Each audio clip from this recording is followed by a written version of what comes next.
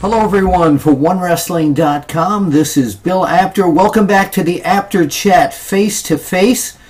Today we're going to Kansas City. If you remember that old song, I might take a train, might take a plane, but if I got to walk, I'm going to get there just the same. Well, we're going via Skype today to a man who actually hasn't been in the ring, but is in the periphery of the business in a very artistic way.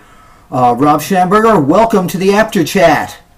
It's a pleasure to be on here. Thanks, Bill. That's great. I first met you 2 or 3 years ago down at the George Tragos Dan Gable Museum down in Waterloo, Iowa. Yeah. Great organization. And I remember meeting you and being totally knocked out by your work that I saw displayed there. So tell everybody who you are, you know, kind of like a shorthand bio, and how you got into the art of professional wrestling. Sure. I've been a professional artist for about 17 years, so actually half my life. I'm 34. Okay. We don't have to do the math. That's great. Yeah. Kansas City born and bred. Mainly worked in comic books for most of my art career, but then that's a really tough market, and I started looking at other things I could do. And about 3 years ago, I realized no one was really making a serious go at wrestling art. Yeah. So I jumped into it, and it's just taken off like crazy since. So how did you start? I mean, who was the first? We're not calling it a painting. What are we calling it? I say portrait because I'm uppity like that, but okay, that's fine. So who was the first portrait? Yeah, CM Punk was the first one. I started right after that whole Summer of Punk pipe bomb thing, and I had a day job that I was really unhappy at and feeling undervalued, so that whole storyline really connected with me, and so that's where I started, and I've done about 1,000 paintings in the 3 years since. You have. So, which one is your personal favorite? Maybe the bigger portrait of Edge is a favorite. Also, probably the most close to my heart was I painted Ultimate Warrior's jacket that he wore in that final appearance on Raw. You did? You mean you personally did that for him? Yes, hand painted it. How did that come about? That's a great story. He reached out to me a couple months before WrestleMania. His agent emailed me and asked if I'd be interested in this. I'm like, yes, of course I would. And then time went by, I didn't hear anything. And then 2 weeks before the show, he follows up again. He's like, hey, Warrior's going to call you. He really wants to do this. I'm like, okay. Because I was also painting at WrestleMania for WWE, so I had a lot already going on, but this was an opportunity I just couldn't pass up. So I talked with Warrior quite a bit on the phone beforehand, throwing ideas back and forth, and I was going to be the guy that was going to paint all of his jackets for this new run with WWE. He was going to have a different one for every appearance. So I did two. There was supposed to be one worn at WrestleMania as well, but they decided, against doing that for good reasons. But then, yeah, on Raw, his final appearance, I had the honor of painting that. So, how did the relationship come about with the WWE? It started with the National Wrestling Hall of Fame Museum, the Dan Gable Museum. Through that, I became friendly with Jim Ross. Oh, yeah.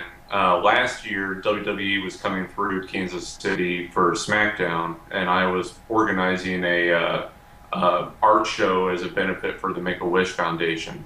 And I reached out to Jim to pass my information along to WWE to see if we could do something together with that. And they were awesome about that. But Jim, being who he is, went that extra step and asked them to really consider working with me more in depth, and it just snowballed from there to painting live at WrestleMania, and I'll be painting at Summerslam in a couple weeks as well. Oh, will you? Really? That's great. Tell us what you're painting at Summerslam, and will the fans be able to witness your paintings as they're happening?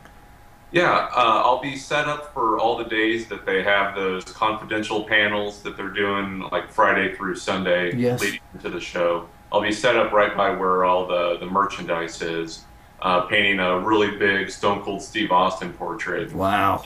He actually tweeted out to me last night that if I screw it up, he'll come out and give me a stunner. So oh yeah, you get the middle finger first though. Yeah. I'm debating, do I screw it up just to get the stunner? Right. Well, that you were a wrestling fan growing up, so this must be like incredible that here you are with people requesting you to. Now, this is similar to a dear friend of mine back in the 70s and 80s, and he's no longer with us, but the name Leroy Neiman, I assume, rings a bell with you. Oh, absolutely, yeah. Yeah, because people used to request him to do portraits of them, and I actually, at one time he came up to the old office of Pro Wrestling Illustrated, and he drew a Sting portrait. I just asked him to, I showed him a picture of Sting. I said, the guy's a friend of mine, would you mind? It took him 10 minutes, and he did it, and I sent it to Sting, and he now owns a Leroy Neiman sketch of himself. I hope he sends you a thank you card periodically for that. He did. He really did. He's quite the guy. So your portraits, are they also offered for sale? Yes. WWE sells the originals through their auction site, auction.wwe.com. And we also sell canvas prints and posters through WWE Shop. And I have them available through my website as well, robschamberger.com. Okay, now is there